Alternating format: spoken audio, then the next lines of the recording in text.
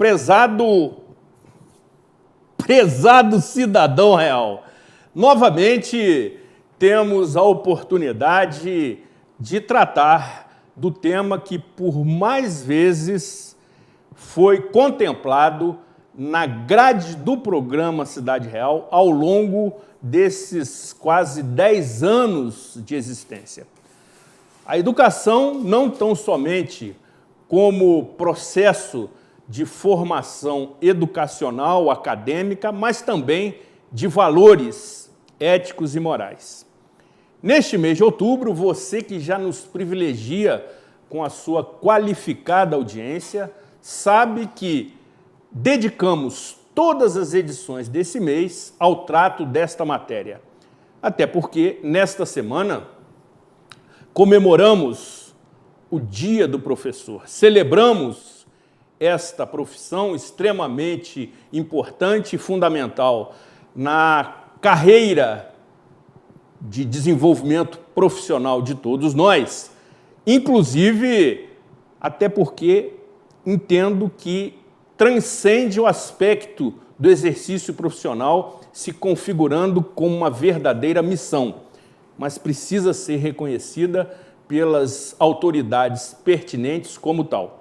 Desta maneira, na edição da semana passada, uma edição absolutamente sensacional, com grande repercussão e audiência maciça, tivemos a presença do ilustre amigo, companheiro, William Moliari Júnior, coach neurolinguista, que realmente trouxe um trato absolutamente interessante e que nos permitiu várias reflexões acerca do processo educacional na vida do ser humano. Assim teremos também esta mesma oportunidade durante as demais edições deste mês, quando, conforme disse, estaremos privilegiando esta temática. É uma forma, evidentemente, simbólica de homenagearmos os professores, as professoras, educadores, educadoras, enfim, todos aqueles envolvidos nesse sistema, mas entendemos também que proporcionamos a você, que é telespectador assíduo do programa Cidade Real, informação de utilidade pública. Sendo assim, nesta edição especial, em que coincide com a semana em que se celebra, se comemora, se reverencia o exercício da profissão pelo setor, pelos profissionais da educação, estamos recebendo um ilustre convidado, que sempre que comparece, nos concede mais do que uma entrevista, nos permite ter a oportunidade de assistir uma verdadeira aula. Ele que é frequentador habitual do programa Cidade Real nessas ocasiões, traz sempre reflexões, questionamentos e ponderações absolutamente sensacionais. Além do que, além de ser professor, foi meu professor, esteve como meu professor aí em priscas eras, e vou omitir a data por motivos óbvios, mas também é um escritor renomado, conferencista nacionalmente conhecido, mas que também tem vínculo com as raízes locais e sempre atende os nossos convites, desde que, obviamente, a sua concorrida agenda permita. E sendo assim, teremos a oportunidade de que, havendo esta possibilidade absolutamente imperdível, possamos conversar com este convidado que traz muito conteúdo ao debate da questão, sempre com informações novas, diferenciadas das edições anteriores em que participou do programa Cidade Real. Tenho certeza absoluta que você já está ansioso pelo início da nossa conversa, que será muito produtiva. Além do que, a descontração, a informalidade e a imparcialidade são características marcantes desta nossa atração semanal. Com a proteção de Deus sempre e com a confiança indispensável dos nossos patrocinadores, sejam todos muito bem-vindos a mais esta edição inédita do programa Cidade Real, diretamente do estúdio Rafael Jacu, neste dia 9 de outubro de 2017.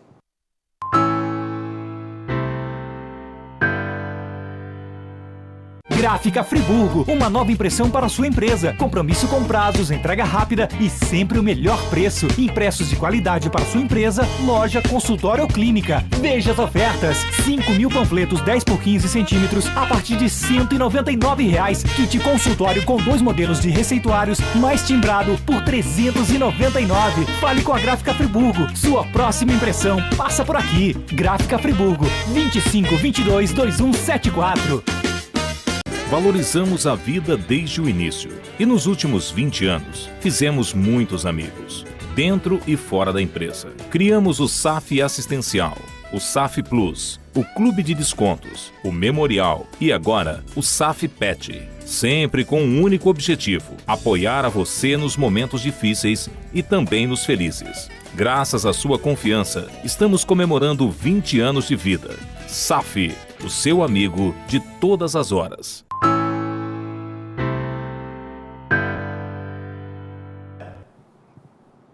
O nosso convidado, que também, além de atender os nossos convites e ser extremamente competente, nos permite ter uma afinidade em comum, que é a torcida e a preocupação com o tricolor carioca, que já está olhando mais para a parte de baixo da tabela do Campeonato Brasileiro desse ano do que para cima. Esperamos que tenhamos condição de sobreviver e não passar por mais um vexame como outros que aconteceram na história recente do Fluminense Futebol Clube. E ele também está bastante empolgado, animado, como sempre, para conversar com você, nosso telespectador, formador de opinião, que sempre nos acompanha toda semana. E a sua audiência é motivo de prestígio para todos nós. Sentimos-nos extremamente honrados e comprometidos com a sua qualificada audiência. E o Ibope da Calçada, que é aquele registrado informalmente nos encontros casuais, comprovam essa afirmação. Antes de avançarmos, mais uma vez tenho que lhe avisar que a sua participação, a sua concorrida participação está prejudicada, porque, por enquanto, os programas estão sendo gravados antecipadamente por conta de rearranjo da estrutura interna da emissora. Brevemente, retornaremos com as nossas edições ao vivo, as edições tradicionais, às 22 horas, quando você participa por telefone, por e-mail e por WhatsApp. Entretanto, neste período de transição, os programas estão sendo gravados antecipadamente. Entretanto, o conteúdo, a proposta, o convidado e a reflexão proposta continua sendo inédita. Sendo assim, de imediato, quero cumprimentar efusivamente o ilustre professor, escritor, conferencista e, conforme disse, preocupado tricolor, Hamilton José Mouta Werneck. Seja muito bem-vindo ao programa Cidade Real. A TV Zoom e a nossa produção se sentem absolutamente honradas com a sua presença. Ok, muito obrigado. Obrigado a você pelo convite. Uma saudação especial a todos os que dirigem a TV Zoom em Nova Friburgo. Um abraço especial a todos os telespectadores, que de fato não são poucos, não é? E estou aqui para falarmos de educação e comemorarmos, de certo modo, o Dia do Professor, que neste ano nós estamos comemorando com luto e com glória. Com luto porque todo o desastre da cidade de Janaúba, no norte de Minas, contaminou todo o país. Já são 8 ou 10 crianças que morreram queimadas, uma situação realmente muito desagradável. Por outro lado, glória.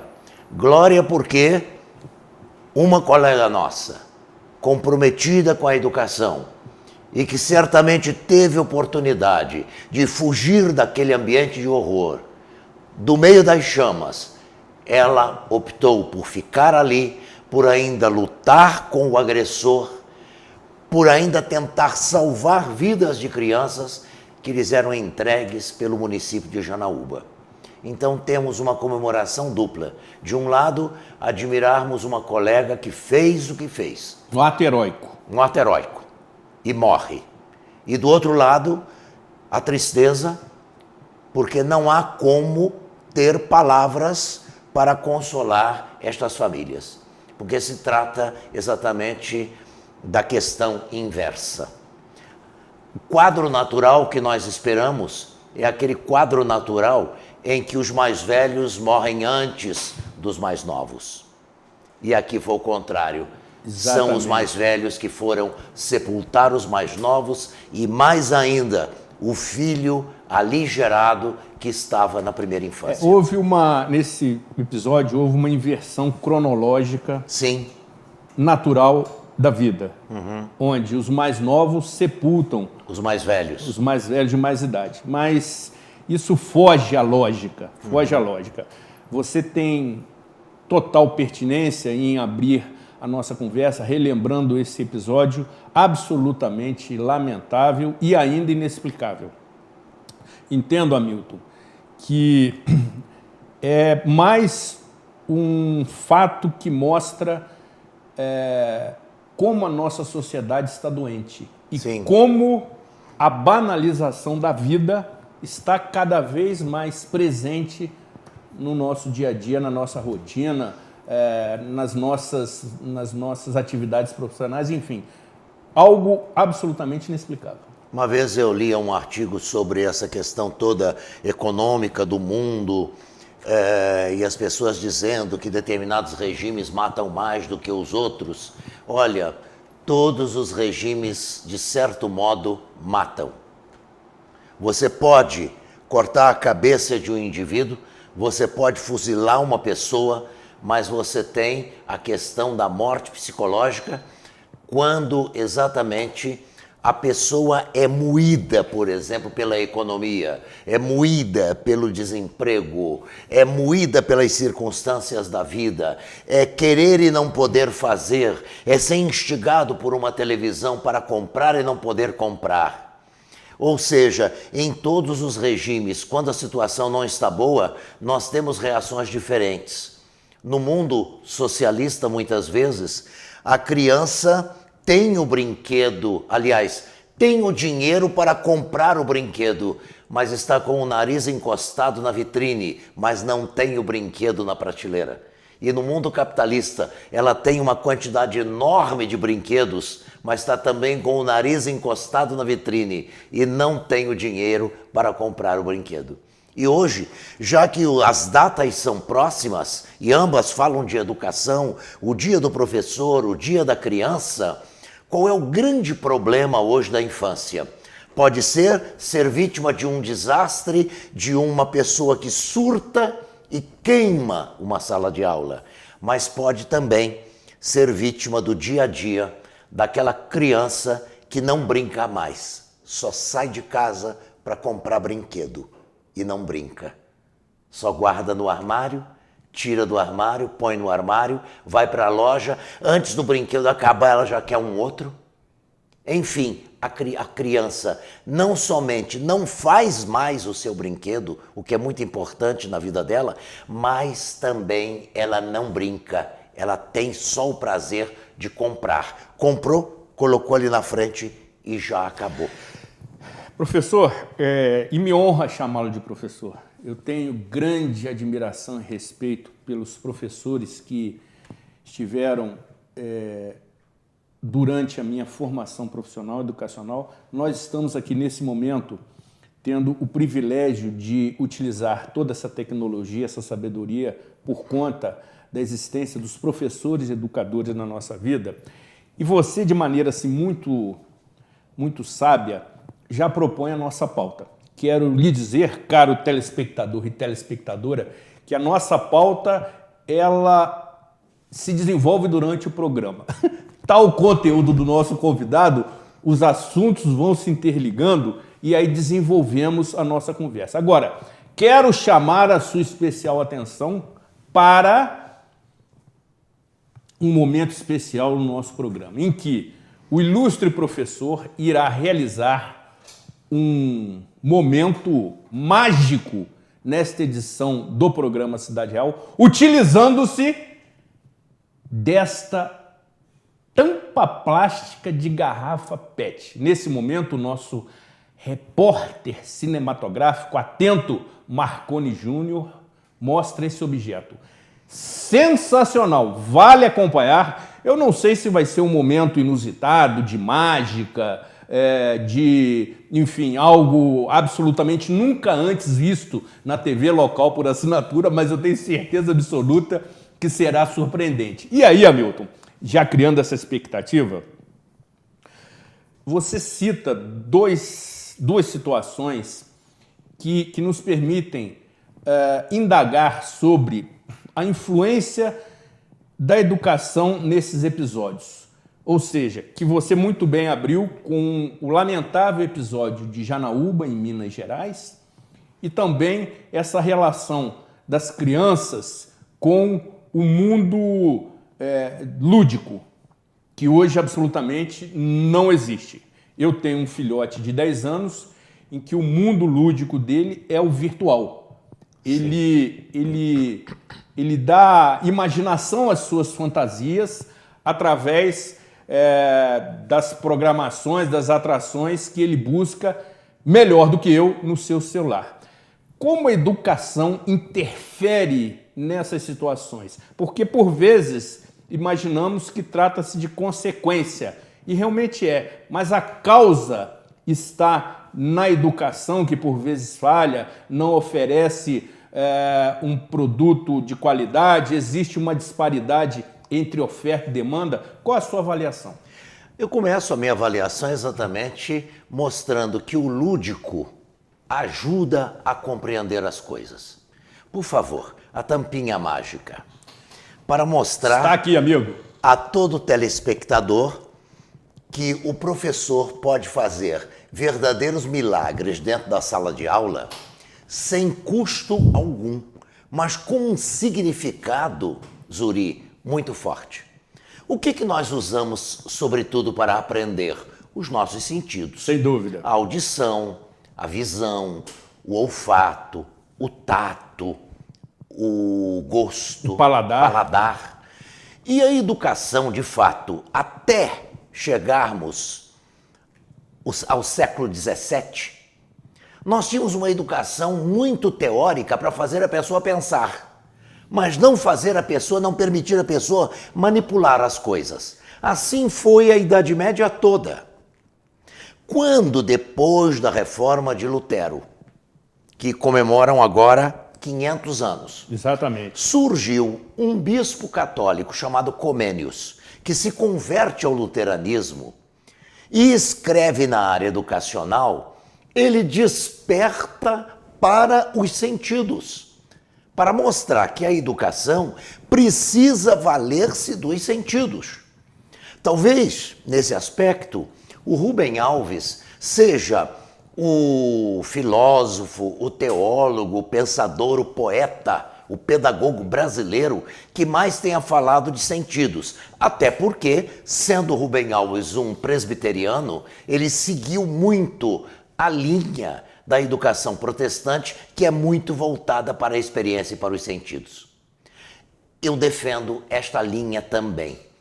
E muitos professores dizem assim, mas escuta, eu não tenho laboratório, a minha escola não tem laboratório. Eu digo, professor, você vai começar uma aula agora sobre corpo humano? Sim, vai dar aula para o 8º ano ou para o 7º ano sobre corpo humano? Sim. Geralmente você começa a aula por onde? Eu começo pelo crânio. E qual é a primeira coisa que você mostra para as crianças? Um desenho de uma caveira. É altamente deprimente. E começa a estudar os ossos separados do resto. Eu digo, professor, brinque um pouquinho. Veja, eu tenho aqui uma tampa de PET, que vai representar o cérebro proporcional, vai representar a caixa craniana proporcional à extensão do cérebro. Se eu pegasse o cérebro meu, seu, do nosso amigo de Quixeramobim. Exatamente, que nesse momento faz a operação técnica. Faz do operação nosso programa. técnica. E dizem que os cearenses têm uma cabeça maior e por isso têm um cérebro maior, certo? Por isso são muito inteligentes. É verdade. E notáveis cearenses. Notáveis cearenses. Chico Anísio que o diga. Exatamente. Não é? Mas se você abrir o cérebro, esticar o cérebro em cima da mesa, ele fica deste tamanho, do tamanho de uma fronha. Você já pensou carregar isso num ônibus da FAOL? Carregar isso num trem de subúrbio no Rio de Janeiro? Seria um desastre. No entanto, a natureza e o Criador criaram uma caixa que vai aumentando ao longo da primeira infância, de modo que, quando nós nascemos e quando o nosso querido técnico nasceu, o cérebro de todos nós era 4 vezes menor, para poder caber na caixinha. E depois cresceu com esta caixa.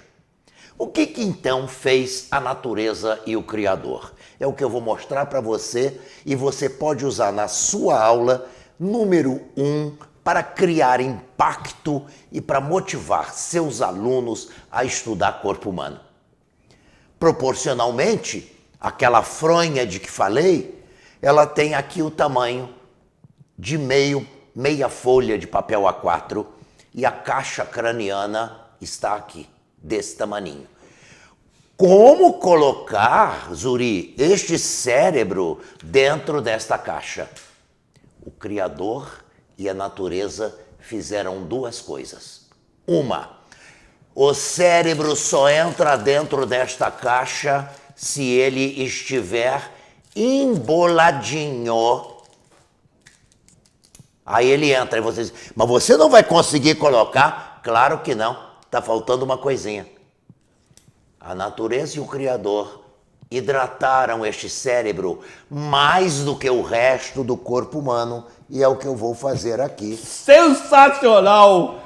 Viu? Com este copo. Sensacional! O nosso corpo tem 75% de água, mas o nosso cérebro, meu prezado apresentador, meu prezado telespectador, tem 82% de líquido.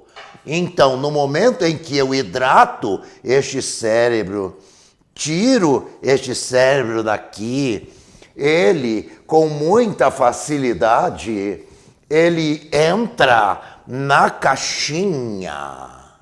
E o nosso outro técnico, sensacional também, muito está atento. dando exatamente um close aqui.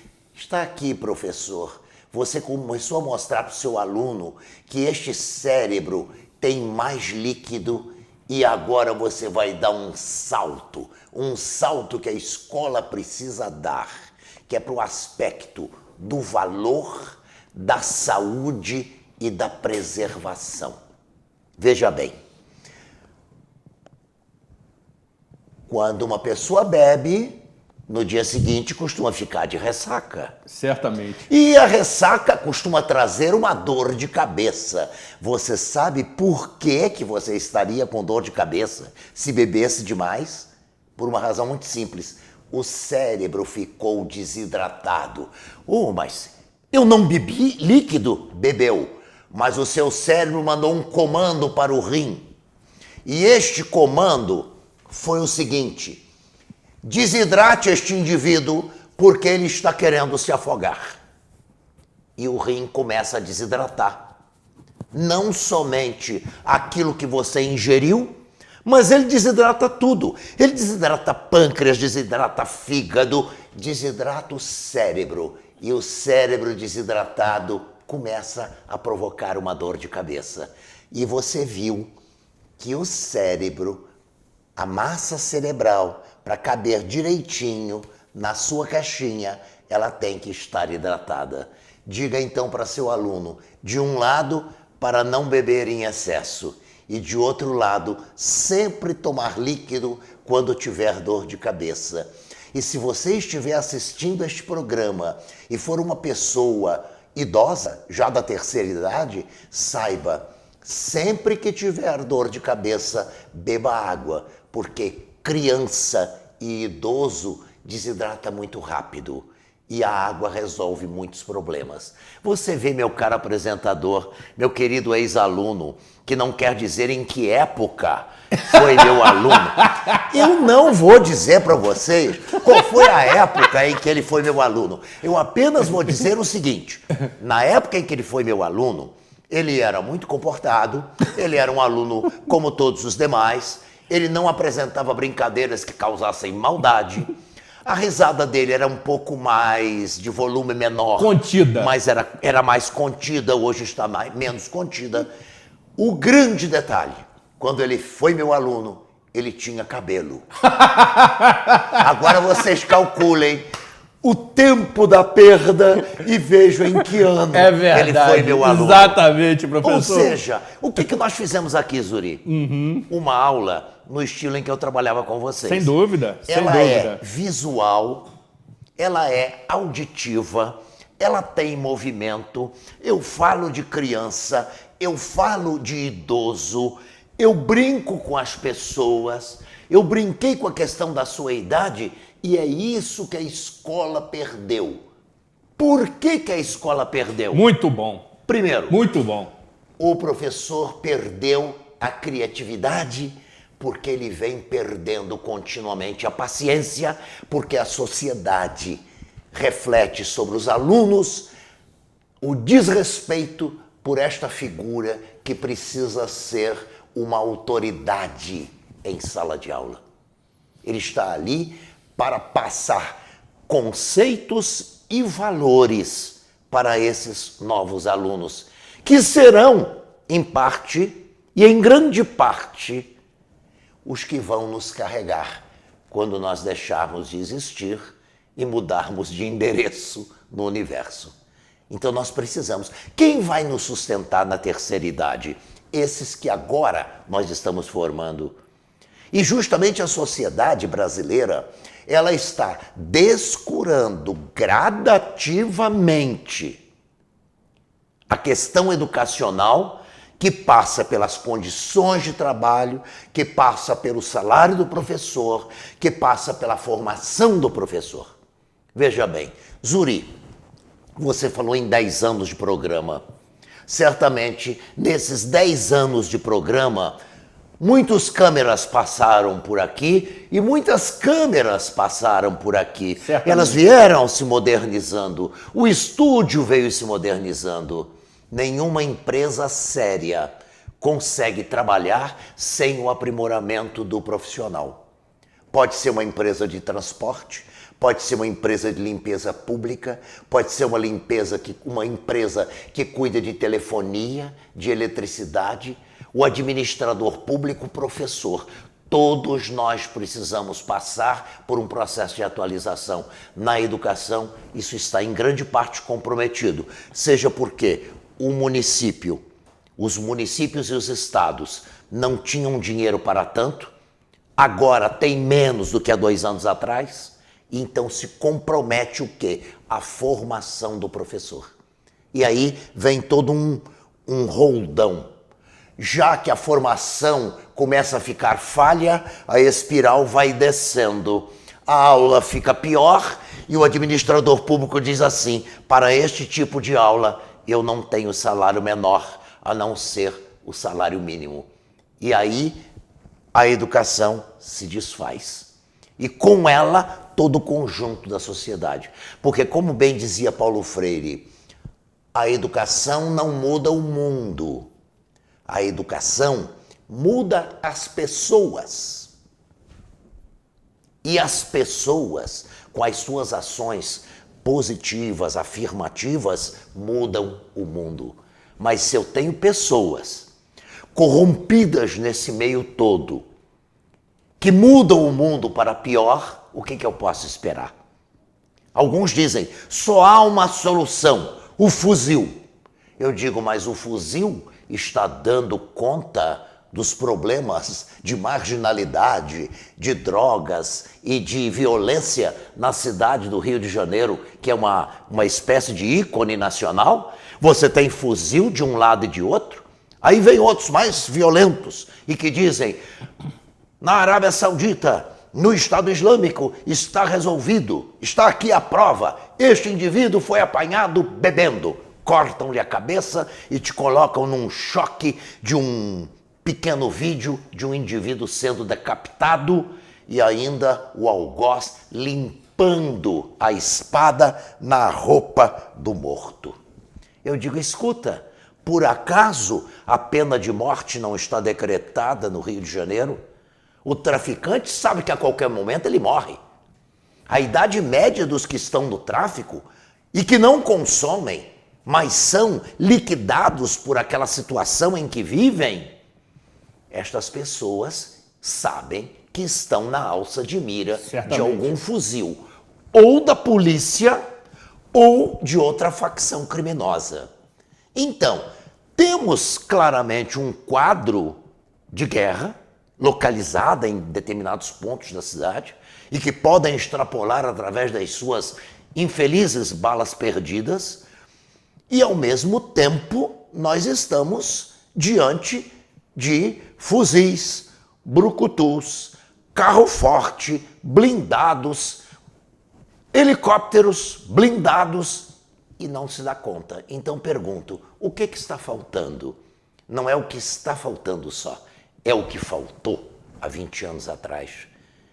Um incremento maior da educação pública, da educação particular, da educação de modo geral e em todos os níveis.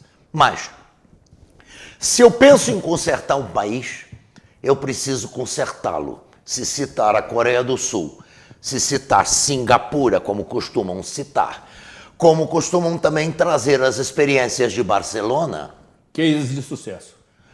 O sucesso vem em cima da educação. A Coreia do Sul começou da seguinte maneira: se temos que consertar o país, temos que consertar a educação.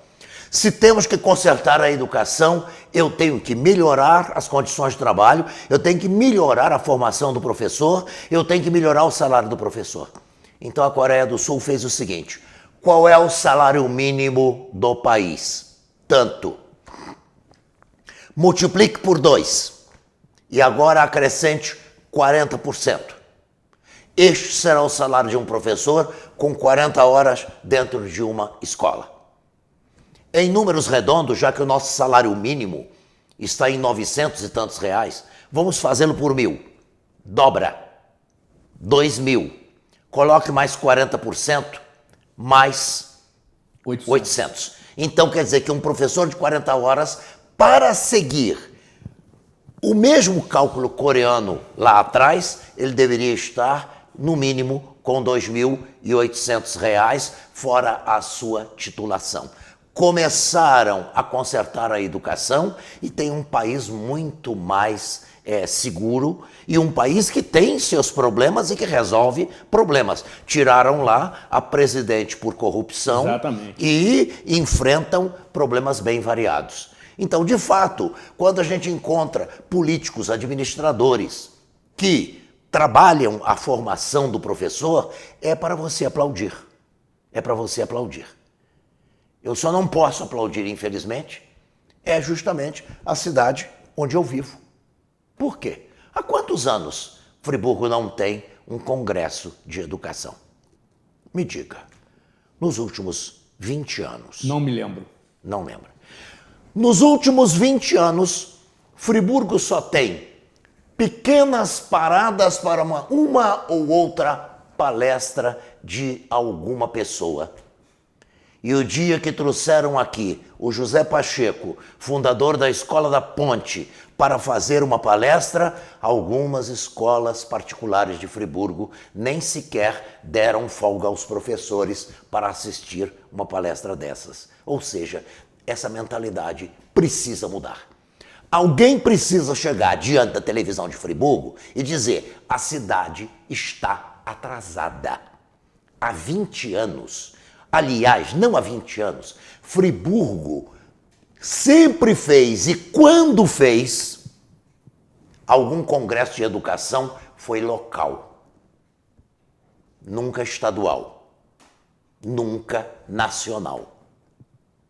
É impressionante. Ou seja, eu visitei, e está aqui lançada a ideia, eu visitei em Montes Claros, em 1998, a cidade, pela primeira vez, e fui para um Congresso Nacional de Educação.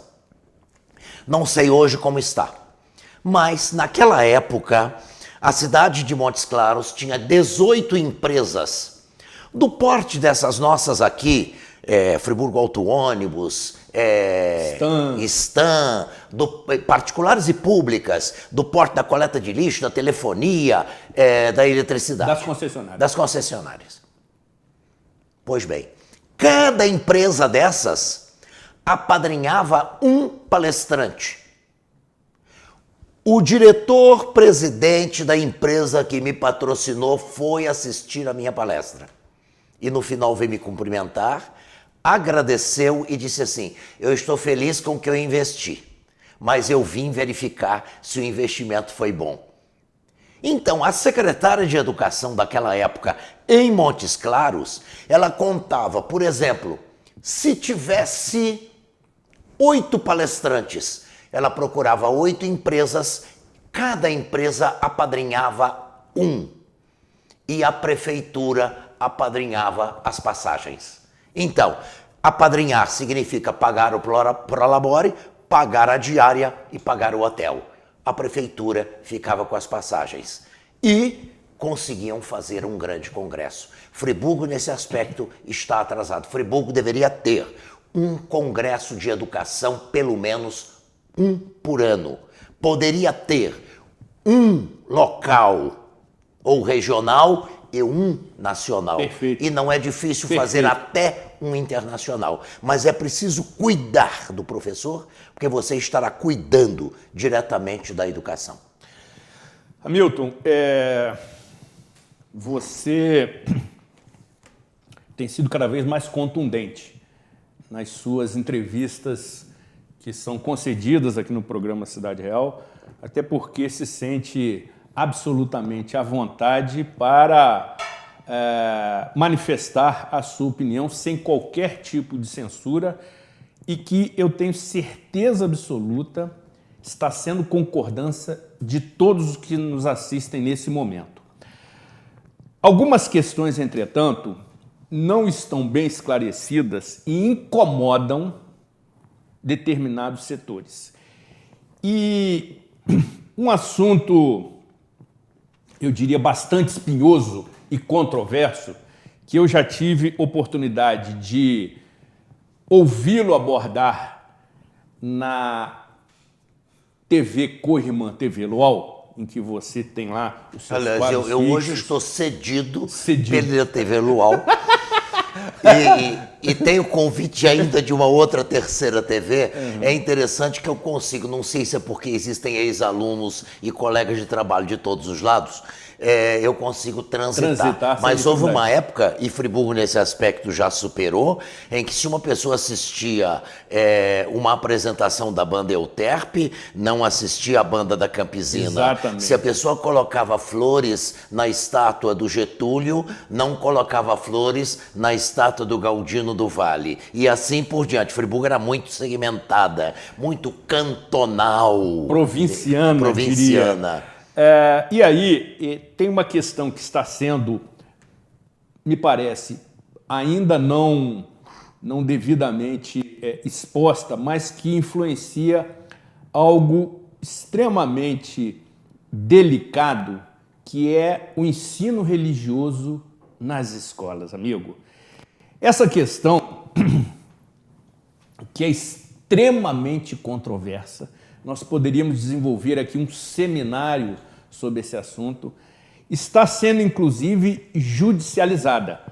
Sim. Passando por debates acalorados e profundos daqueles que têm oportunidade de assistir pelo Supremo Tribunal Federal, em que os ministros se posicionam de maneira, por vezes, até contraditória e divergente. 5-5. Pois é, exatamente o que eu estou lhe dizendo. E decisão pelo voto de Minerva. De Minerva. E faz parte da democracia. Democracia contempla o contraditório. No seu entendimento, essa questão está sendo mal conduzida, precisa ser aprofundada ou está se buscando pelo em ovo, amigo? Olha, o problema começa com a Constituição de 1988. Duas correntes dentro da Constituinte.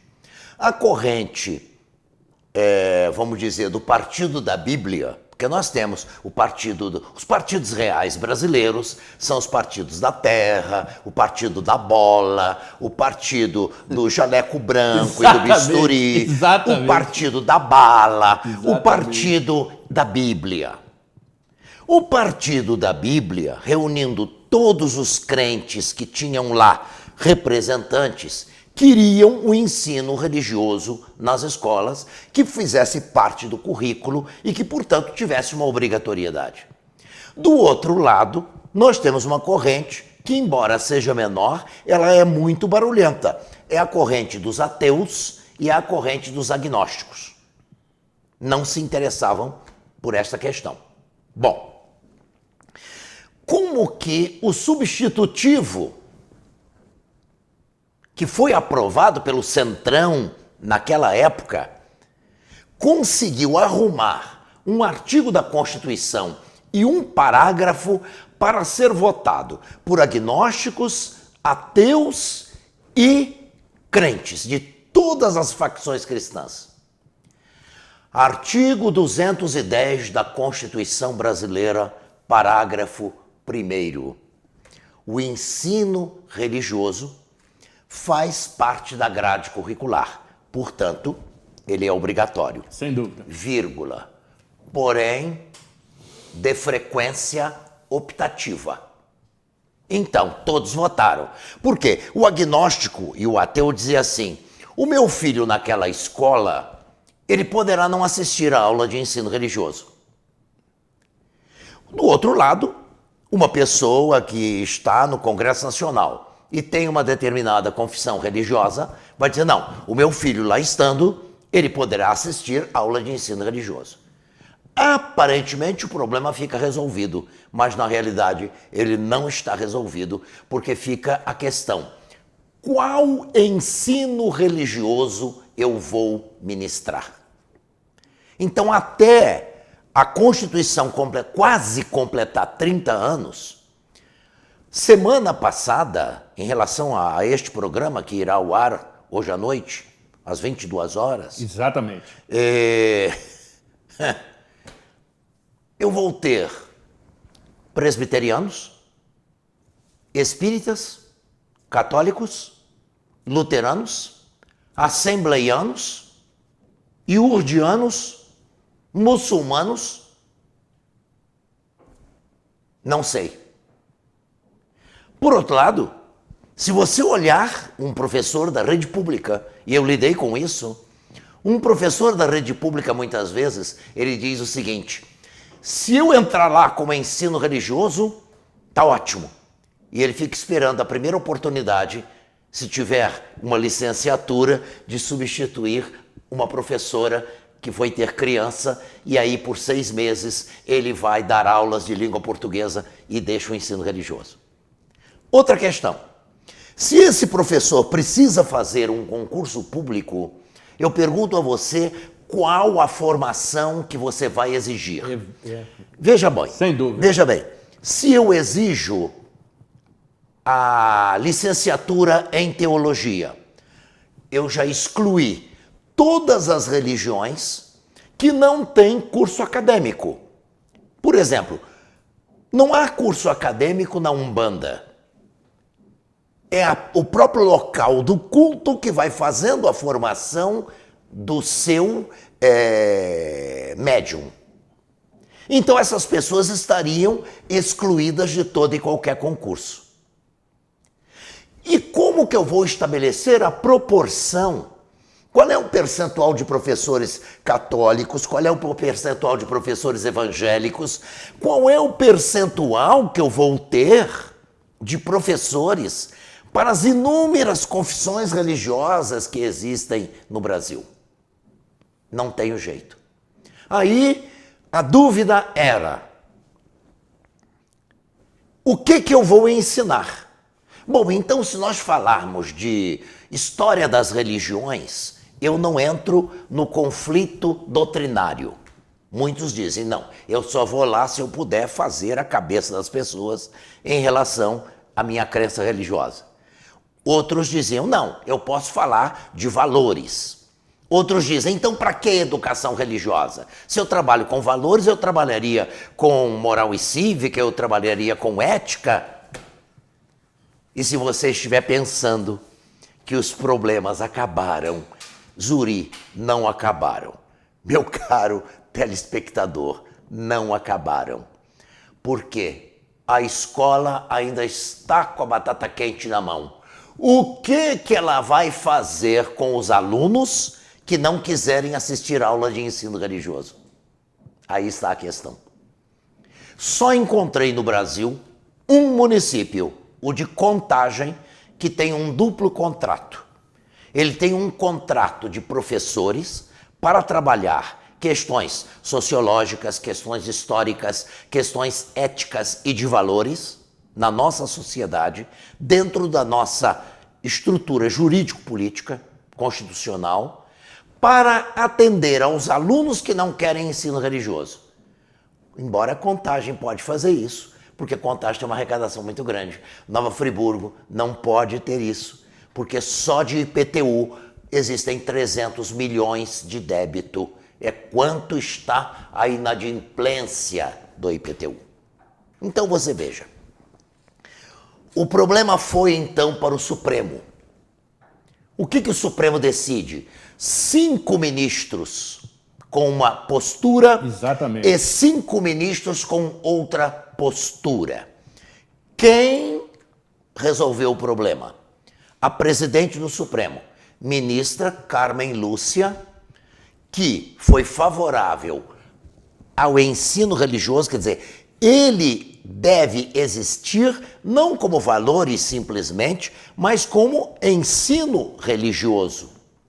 Embora ela não possa exigir que seja da confissão religiosa dela.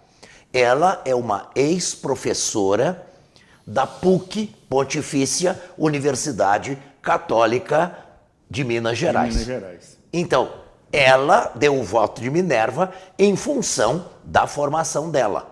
5 ministros são contra exatamente este viés e outros 5 a favor.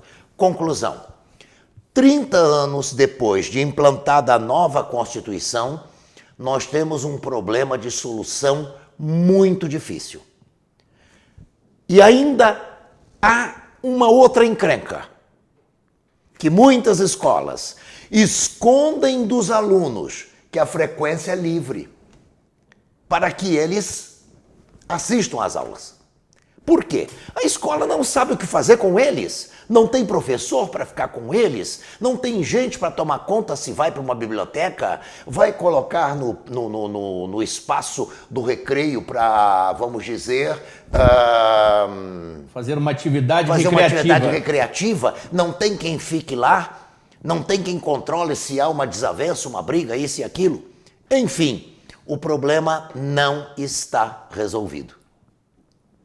Muitas igrejas, a Igreja Católica inclusive, em pleno regime soviético, por exemplo, na Polônia, diz, bom, já que as escolas públicas não têm ensino religioso, porque o Estado não é somente laico, mas no caso da União Soviética era ateu, o que as igrejas faziam? Tinham escolas de ensino religioso que eram dominicais. Muitas igrejas evangélicas têm este perfil. Os filhos de quem frequenta aquela confissão religiosa frequentam a escola dominical. E por aí vai. Então o problema está ainda complexo, sem solução, porque nós chegamos ao seguinte impasse. Se somos uma nação democrática, eu tenho que abrir espaço para a diversidade. E a diversidade é muito grande. Já houve época em que, pela Constituição de 1824, uma igreja evangélica não podia ter na sua parte externa nenhuma indicação de que seria um templo. Era proibido. Só a Igreja Católica poderia ter, porque era religião oficial do Estado Imperial Brasileiro. Mas o problema continua.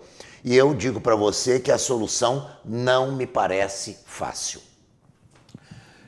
Concordo plenamente, é um assunto que ainda vai ter inúmeros desdobramentos e a melhor solução, eu entendo que será a busca de um equilíbrio estável entre todas as partes interessadas, até porque interfere com a crença, com a fé, com a religiosidade, com a formação de valores daqueles que frequentam as escolas. E aí temos um cenário extremamente delicado e controverso. Os debates precisam continuar acontecendo e sendo aprofundados. Muitos países que tentaram de maneira impositiva interferir nesta questão tiveram que rever o seu posicionamento porque provocaram e permitiram confrontos entre as partes interessadas. Muito bem. Você é muito bom, garoto. Você está sempre atento. Depois do intervalo, continuaremos assistindo esta aula proferida pelo ilustre e eterno professor Hamilton José Mouta Werneck. Vamos ao recreio neste momento. E no retorno, vamos observar suas considerações acerca do mundo virtual que se apresenta para as crianças e adolescentes no seu processo de formação e como os professores e os educadores podem se ajustar a este inevitável acesso das crianças, dos adolescentes, dos jovens e dos adultos ao mundo de informações oferecidos pela internet.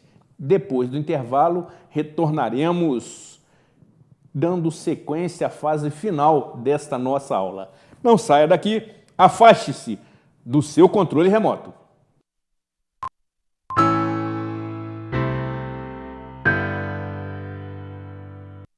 Você sabia que a Gigalink pode ajudar a aumentar as vendas do seu negócio? A internet está repleta de novas oportunidades esperando por você. A Gigalink Digital Marketing coloca o seu negócio em destaque para as pessoas que estão procurando exatamente o que você oferece. Agende uma visita e descubra como vender mais através da internet. Gigalink Digital Marketing, gerando resultados para o seu negócio.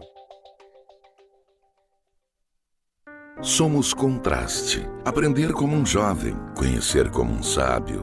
Da tecnologia, parceria, mas manter o olhar em mão estendida. Ser grande e especialista, mas guardar proximidade e acolhimento.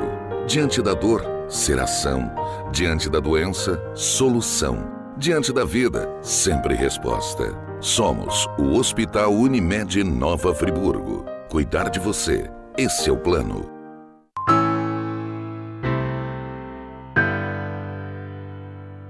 Programa Cidade Real, credibilidade, imparcialidade, informalidade e um toque de bom humor e de conteúdo profundo nas noites de segunda-feira, desta vez dando continuidade à série de edições que estamos dedicando neste mês de outubro, tradicionalmente dedicado a celebrar e a comemorar o Dia do Professor, debatendo, provocando reflexões no que se refere ao processo de formação educacional de um indivíduo, quer seja no âmbito acadêmico, como também dos seus valores éticos e morais.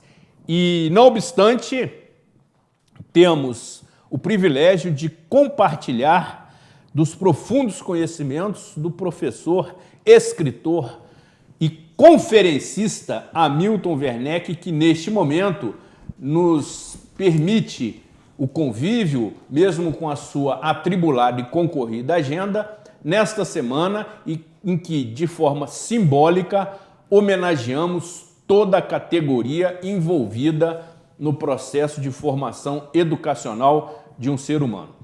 Professor, a questão que ficou antes do nosso intervalo, do nosso recreio, foi justamente o advento, e o advento é uma palavra muito boa, da tecnologia proporcionada pela internet, através dos inúmeros instrumentos, notebook, iPad, celulares de última geração, tablets, que permitem que aquele interessado nos mais diversos âmbitos, na semana passada tratamos desta questão aqui, busquem informações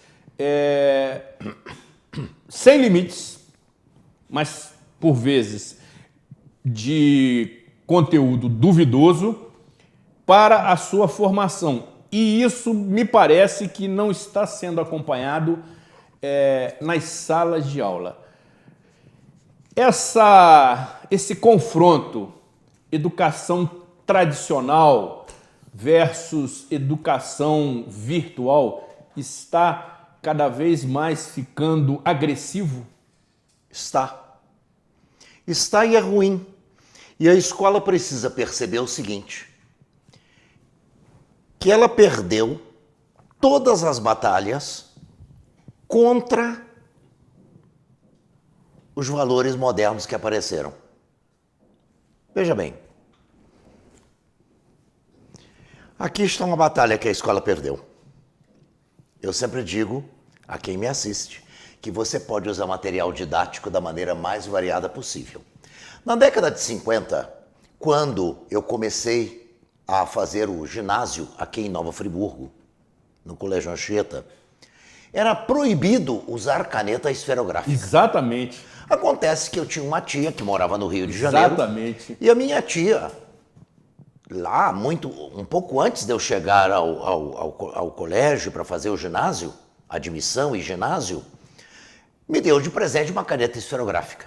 Eu sempre tive uma mão pesada para escrever, de modo que até hoje eu não uso lapiseira, eu quebro todas aquelas pontinhas de lápis. Não é? Então, na época, Zuri, telespectador, a gente tinha que escrever com caneta tinteiro, molhava, por quê? Exatamente. Para você ter uma boa caligrafia, para você, na realidade, ter um controle motor fino. Aquilo que hoje, tecnicamente, se chama de grafomotricidade. Muito Olha bom. que palavra bonita. Sensacional. Então, você deveria escrever com caneta tinteiro. Então, a escola foi contra a esferográfica. Hoje, todos nós, até em canetas sofisticadas, existe o tubinho lá dentro. Até na conquista espacial, ela esteve presente.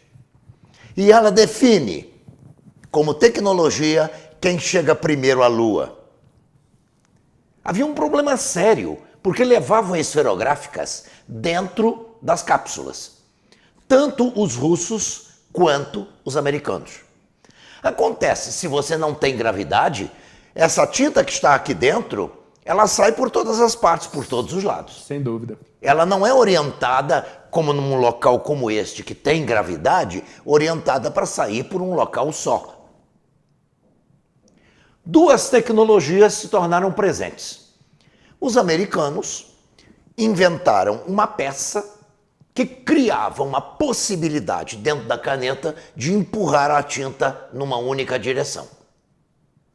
Os russos abandonaram a caneta esferográfica e passaram a utilizar o lápis. Você veja, um avança, o outro retrocede. Quem chegou primeiro à Lua? E a escola está fazendo isso. A escola perdeu a briga contra a esferográfica. Ela vai perder a briga contra o relógio que tinha uma calculadora.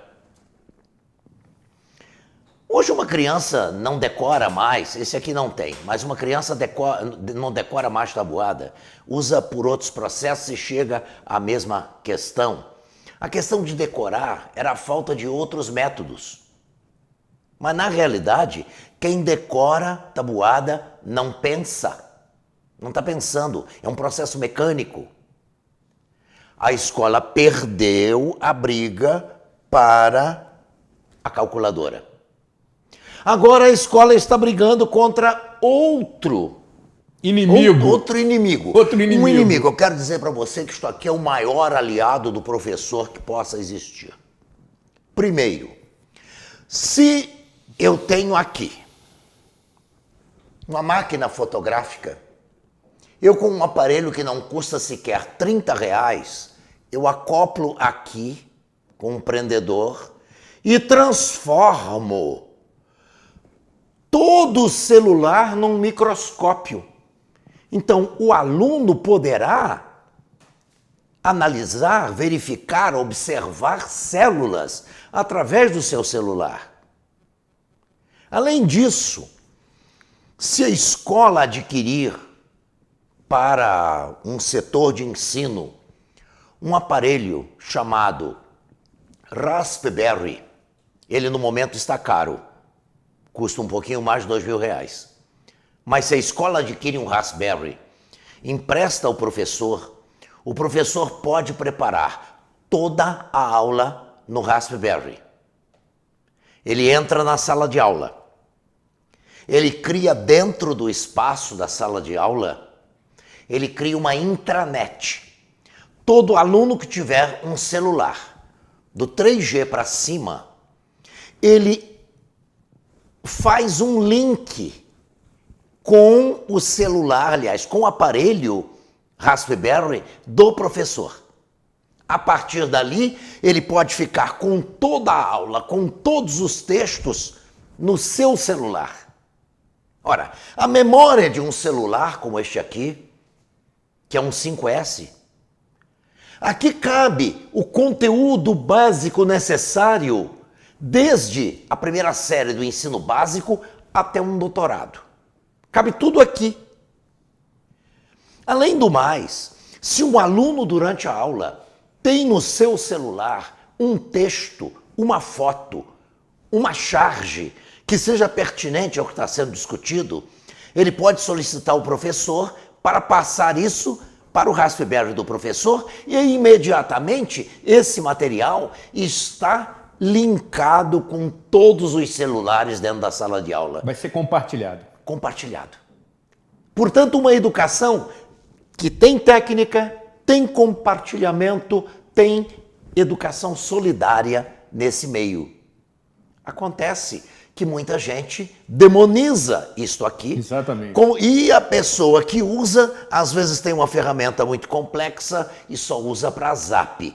Para zap não interessa. Para pesquisa é a melhor ferramenta que já apareceu para fazer a linkagem entre televisão e computador. E uma outra coisa muito simples. Por que tudo isso? Você que está assistindo este programa, se você pegar o seu celular, segurar o seu celular, você está segurando, Zuri, uma tecnologia mais avançada do que a que levou o homem à Lua. Está na tua mão. Na palma da mão? Na palma da sua mão. Literalmente. Literalmente na palma da mão. Agora, é preciso... Aí você pergunta, quanto tempo seria necessário para um professor aprender a usar um Raspberry? Um treinamento de 3 a 4 horas numa manhã de sábado, na sua própria escola. E quanto tempo levaria para ele explicar isso para os alunos? Não levaria sequer uma aula. Ele trazendo a aula no seu Raspberry, a hora que ele disser ao aluno para abrir e procurar a intranet com o link tal, o aluno, em menos de 15 segundos, já está linkado com o professor e dizendo: "Ih, professor, eu estou com o mapa que o senhor colocou aí, ele está aqui, olha que coisa interessante." Aí o professor pode dizer: "Então, por favor, Leiam o terceiro parágrafo do segundo texto. E todos estão lendo. Mas a voz do atraso, aquela voz que diz assim, eu não do atraso é ótimo. posso me modernizar porque eu tenho uma relação histórica com o mimeógrafo a álcool. Meu Deus! Aí eu disse para a pessoa que me fez essa observação, eu falei, eu também já tive. Eu tive um mimeógrafo a álcool que eu levava para a faculdade, eu copiava os textos das pesquisas, fazíamos as tabulações, fazíamos as análises, batíamos a máquina naquilo, duplicávamos e o aluno saía da aula com esse material. Eram aulas que duravam 4 tempos. Era uma tarde de quinta-feira na Faculdade de Santa Doroteia para técnicas de pesquisa em ciências sociais. Bom, então, mas eu não... Você tem, a sua relação histórica está ótima. Naquela época era a melhor ferramenta que existia. Agora são outras. Elas são virtuais. Mas mesmo assim, você precisa ir se familiarizando, porque nem tudo o que é virtual é bom. Primeiro, eu tenho informações pelo Google. Eu tenho informações que chegam pelo Zap.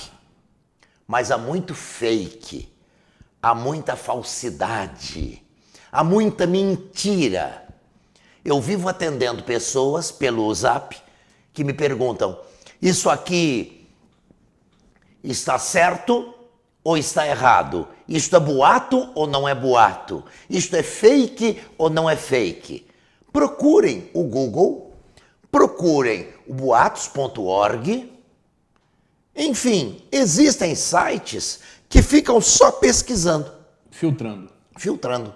E a gente precisa fazer isso para não passar para o aluno uma ideia completamente errada.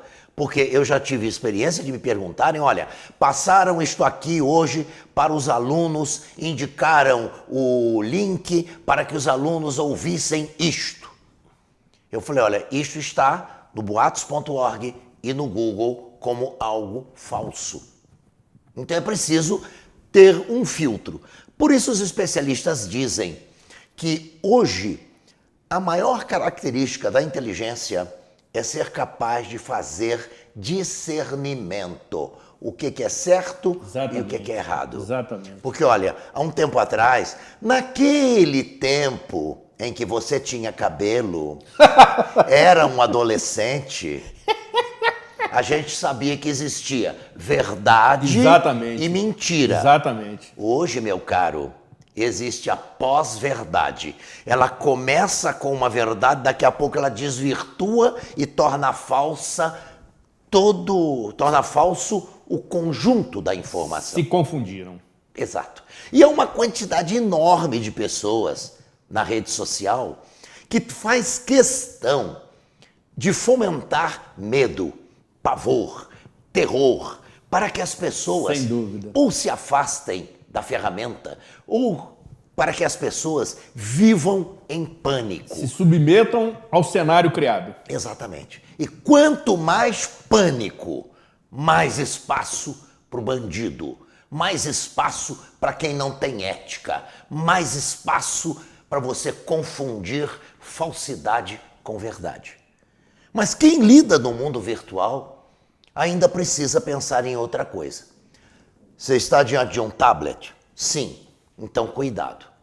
O tablet é uma ferramenta excelente, mas ele emite luz. O papel reflete luz. Então, ele cansa menos a minha visão. Trabalhar com um tablet ou trabalhar um texto, lendo o texto, olhando para a janela, como eu estou olhando para você, você vai ficar com a vista cansada em muito pouco tempo, porque a luz está entrando na sua direção, na direção do seu olho. A mesma coisa acontece quando você abre o tablet, ele emite luz. Então, se eu escrevo um texto, eu uso o ABC do computador, daquele tablet, para corrigir. Mas a última correção eu copio e faço no papel. Por quê? O papel emite luz. No tablet, eu perco muita coisa, eu não percebo erro, eu não noto que a palavra foi sem o C cedilha, eu percebo que não houve a colocação da crase no lugar certo. Isso eu perco no tablet. No papel, eu não perco. Então é necessário que a gente explique tudo isso. E mais, já há programas que criam dentro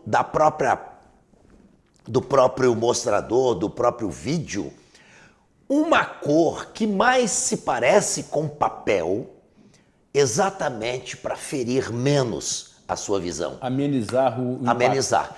E outra coisa é sempre perceber que o virtual é diferente do real.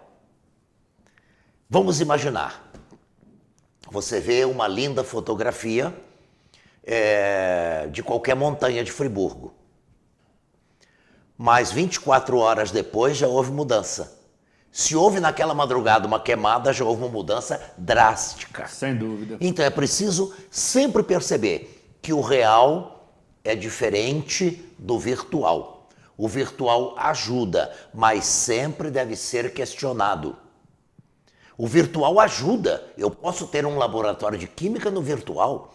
A explosão virtual não vai machucar ninguém, enquanto que a explosão real pode, enfim, fazer com que a pessoa perca a mão, perca um braço ou até morra. Sem dúvida. Professor, concordo plenamente. Acompanho o seu relato e estou cada vez mais convicto que a forma escrita sobre o papel é a linguagem eterna. Porque já tivemos outros instrumentos, outras ferramentas que caíram em desuso. Como, por exemplo, se utilizava há algum tempo atrás o disquete, que já é peça de museu. O CD está indo pelo mesmo caminho. Hoje nós utilizamos pendrives e outros recursos. Já a linguagem escrita sobre o papel, esta será eterna e a qualquer momento inteligível. E mais, o lápis e o papel também representam uma tecnologia, da qual 13 milhões de brasileiros estão afastados. Pois é. Exatamente. Então nós estamos com duas pontas. O lápis e o papel, que 13 milhões não acessam. E alta tecnologia acessada por um grupo bastante significativo. Porque a escola pública brasileira de área urbana já está com computador mais do que 80%. Mas a rural não. E isso é um grave erro. Mas eu tenho uma historinha, você me disse assim, você conhece algumas historinhas interessantes? Eu conheço. Estava no interior de um estado brasileiro e enquanto um palestrante estava fazendo a sua palestra e eu preparava a minha, eu fiquei na secretaria. E como eu sou um tipo muito curioso, olhei para uma mesa que tinha uma toalha até o chão. Eu disse assim... Esta saia da mesa está me provocando, eu vou levantar esta saia. E falei com a funcionária, vou levantar a saia da mesa.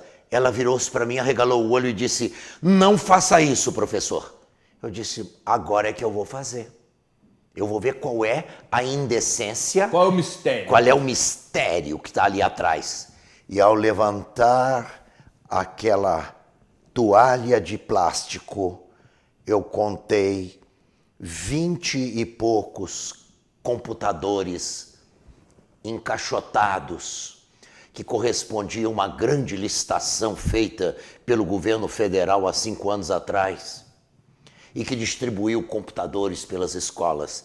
Eu falei, escuta, por que isso aqui está aqui, escondido? É um pacto. Eu falei, mas que pacto? É um pacto. Não dar publicidade a isso. Porque o pessoal, se aprender a mexer nisso, vai ter mais serviço. Eu falei, isso está errado. Se aprenderem a mexer nos computadores, ganharão tempo. Então, minha prezada, eu vou dizer na minha palestra que eu descobri esses 20 e tantos computadores debaixo da mesa da secretaria e que eles precisam ativar isso aí. Ou seja, às vezes, na linha do MEC, no estamento, no degrau em que está o MEC, as pessoas pensam que as coisas estão resolvidas e de fato não estão. É lá na ponta do sistema, lá naquela escola urbana ou rural, pública geralmente, que muitas vezes o processo não flui. E nós temos que estar atentos também para formar professores e mostrar para eles as vantagens que existem. Quando o professor não quer fazer alguma coisa, é por causa da honestidade que normalmente ele tem. O professor, em geral, é honesto.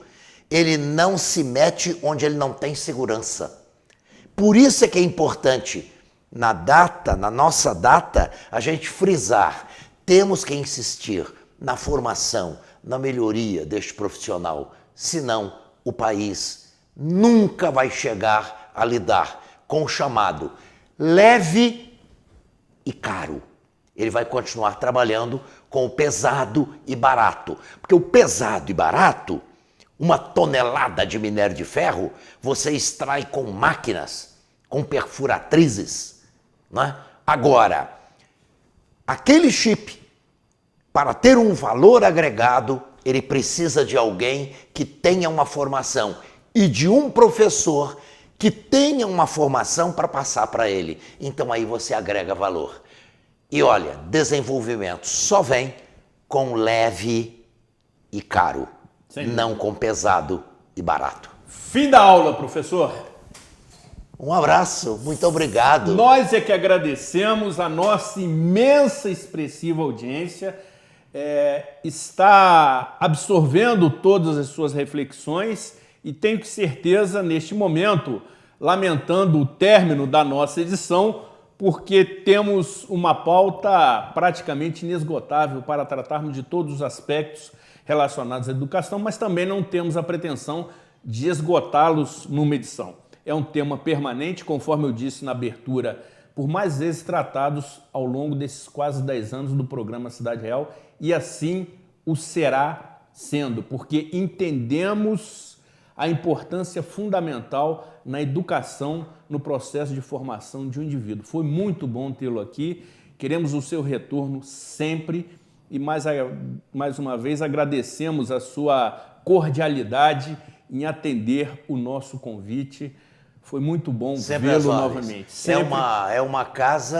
É uma casa que eu admiro muito, tenho aqui muitas pessoas conhecidas, ex-alunos. Eu costumo dizer que o Salvadorzinho, o Canto Neto, que faz essas apresentações de culinária, é preciso saber que começou a aprender nos acampamentos escoteiros. Foi lá que ele começou a aprender. A desenvolver suas habilidades. Depois ele foi para a Argentina, depois ele sofisticou, mas é uma casa em que eu me sinto também muito bem e desejo que tudo chegue à decisão acertada na TV Zoom Nova Friburgo.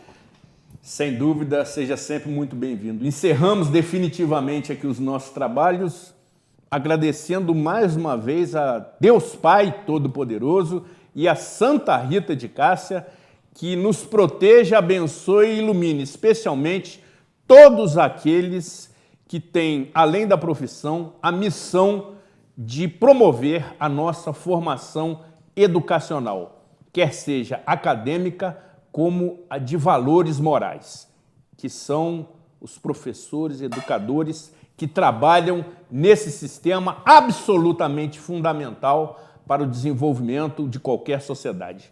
Cuidem-se bem e até a próxima edição.